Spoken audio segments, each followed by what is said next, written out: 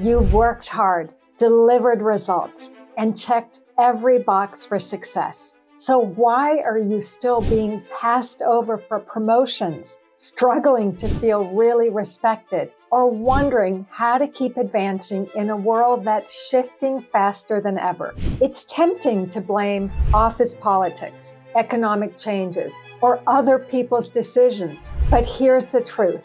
The biggest barrier isn't always out there. It's the invisible ceiling you've built without even realizing it. This is where the concept of your future self comes in. Your future self isn't just you a little older. It's the clear, intentional picture of the leader you're meant to be. I'm Stephanie Hessler, a high-performance coach and former corporate executive. And I can tell you from experience, when you're not clear on who your future self is, you'll unknowingly cap your career and miss opportunities right in front of you. In today's video, I'll share 5 reasons high-achieving leaders get stuck in patterns that hold them back and how you can begin stepping into your future self now. Like one of my Fortune 100 clients put it, elevating my self-image required me to make choices as my future self, and it has played an essential role in my advancement. And because I don't want you to hit the same ceiling I once did, I've created the Future Self Playbook, your roadmap to being the version of you who achieves bold goals. Click the link in the description to get your copy. And if you do me a favor, hit subscribe so I can keep sharing more free content to support your success. Reason number 1, you're stuck in the current you trap. Organizational psychologist Dr. Benjamin Hardy, author of Be Your Future Self Now, teaches that your future self is a different person with new priorities, skills, and behaviors. And research from psychologist Hal Hershfield at UCLA confirms this. When we fail to see our future self as distinct, we fall into short-term thinking that keeps us stuck. So picture this. If you keep making decisions from your current identity, you'll keep getting the same results. Warning signs that you're stuck in the current you trap. You keep aiming for a promotion or a bigger role without shifting how you operate. You prepare for future opportunities using today's limitations as your guide. How to shift? Start defining your future self in leadership terms. For example, what would the respected, influential version of you look like in action? Write it down. Then filter your decisions and take action from this perspective. Here's why this matters. You can't outperform your current self-image. Your self-image is subconscious. And unless you deliberately design a new one, it will keep you where you are. One of my clients, a director at a global investment bank, was frustrated because her career had stalled. Together, we shifted her mindset, created strategies, and aligned her daily actions with her future self. Within months, she not only grew her revenues dramatically, but also earned a major promotion into senior leadership. Reason number 2, your self-image hasn't caught up. Dr. Maxwell Maltz, author of Psycho-Cybernetics, showed that self-image acts like your brain's autopilot. You'll only operate at the level of the person you believe yourself to be. When I worked in the corporate world, I reached the level of vice president. And by most definitions, I was considered very successful. I worked alongside CEOs, CFOs, and high-level strategic teams on billions of dollars of investments and transactions. But here's the truth. I never made it past the VP level. I can now see that I hit the boundary of my own self-image, and you can never outperform your self-image. What were signs that my self-image was holding me back? I second-guessed myself in high-stakes conversations. I held limiting beliefs about my capabilities. In other words, my self-image kept me boxed in. I plateaued because I knew how to be a VP and earn like a VP,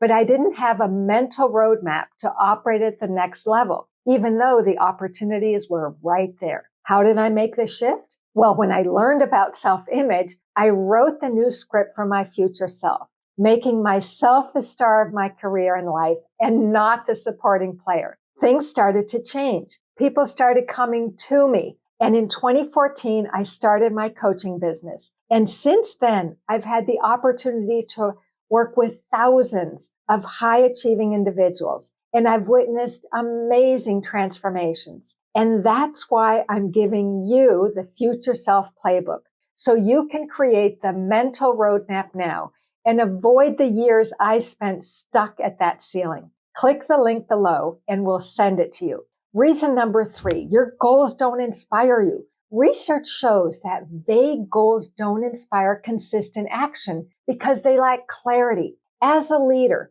you might want to say, I want higher compensation, or I want more executive presence, or I want more impact, without a compelling vision of what that specifically looks and feels like. Warning signs that your goals don't inspire you. You don't feel genuinely excited about them. You're easily sidetracked by urgent but lower value tasks. How to shift? Paint a detailed picture of your future.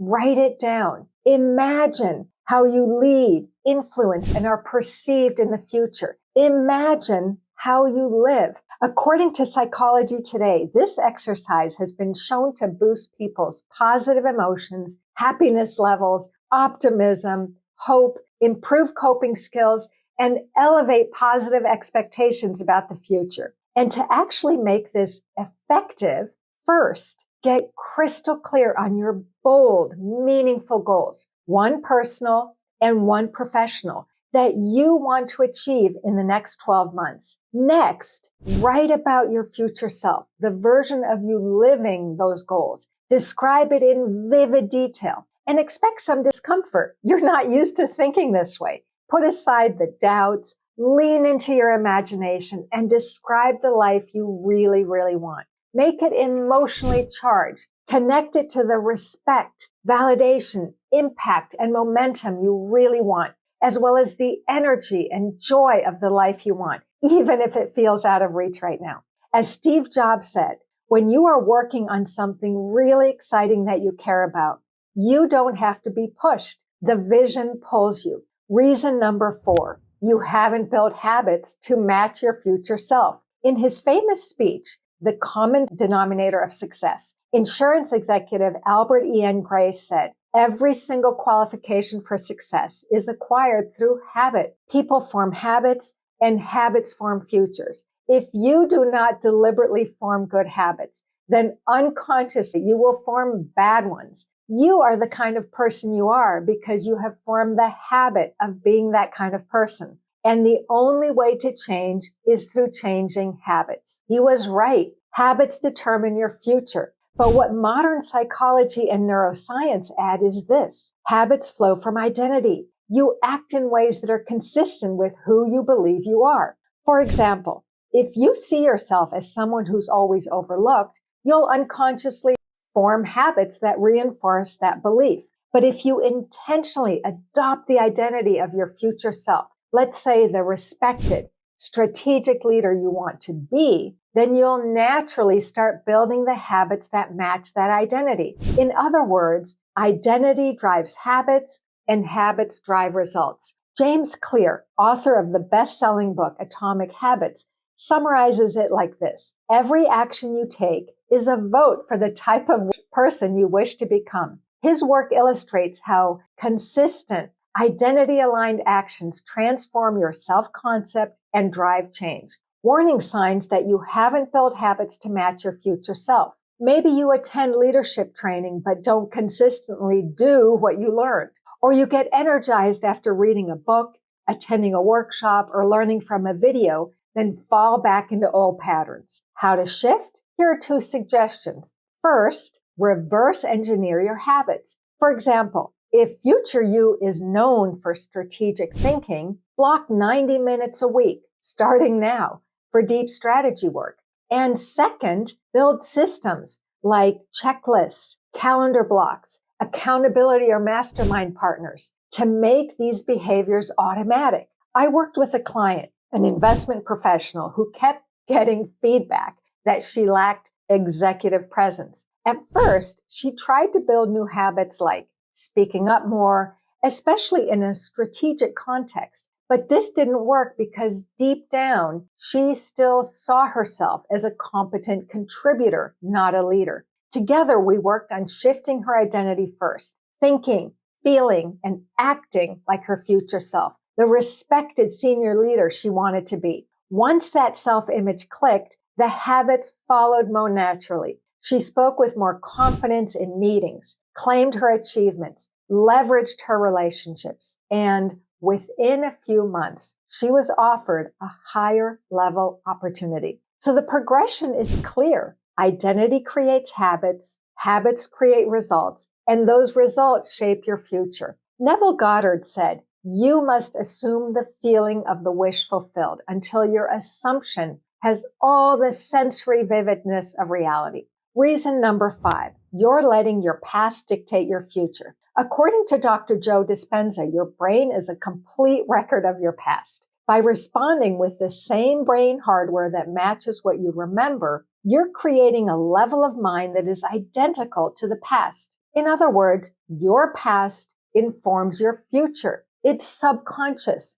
Warning signs that you're letting your past dictate your future. You avoid opportunities that don't fit your past track record. You talk yourself out of things that could move you forward. How to shift? Stop rehashing the past and get crystal clear about your bold, meaningful goals and your vision of the future. Then let your future self and your vision of the future inform your present. Ask, if my future self told this story, how would they tell it? One of my clients, a successful sales leader at a national organization, said this: "I thought I had reached the top, but what I realized was I needed to set a new goal." I was introduced to Stephanie Hessler. I decided to enroll in her coaching. The first thing we did was to write out a goal card stating what we wanted in the future. I have read it every day. Guess what? It came true. Nothing feels better than living up to your potential. How did my client shift? She started acting like the person who already knew she was at her next level of leadership, saying the things her future self would say,